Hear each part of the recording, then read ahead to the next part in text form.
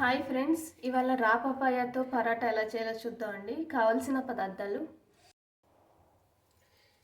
Multigrain పిండి 2 cups అండి, 1 cup రా పపాయ తురుము, ఇది హాఫ్ కప్ పెరుగు అండి, కొద్దిగా సాల్ట్, 1 స్పూన్ వాము తీసుకున్నా, అల్లం పచ్చిమిర్చి పేస్ట్ కావాల్సినంత, 2 స్పూన్స్ నువ్వుల పప్పు వేడి చేసుకున్నాను నేను, డ్రై రోస్ట్, కొద్దిగా కొత్తిమీర.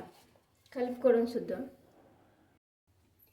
ఇదిగోండి మల్టీగ్రెయిన్ పిండి తీసుకున్న 2 కప్స్, 1 కప్పు తురుము, పపాయ తురుము, కొద్దిగా పెరుగండి, హాఫ్ కప్ వాము, నువ్వులండి, నువ్వుల పప్పు, అల్లం పచ్చిమిర్చి పేస్ట్, కొద్దిగా సాల్ట్, కొత్తిమీర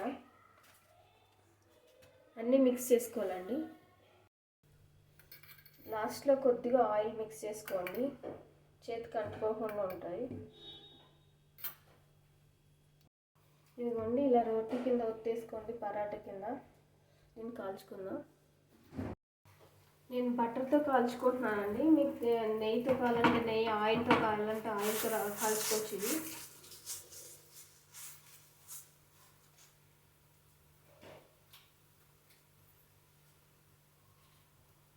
ఇదిగోండి పరాటా రెడీ అయిపోయింది. రా పపాయ పరాటా, పచ్చి బొప్పాయి పరాటా. మీరు కూడా చేసి టేస్ట్ చూసి చెప్పండి. Thank you so much.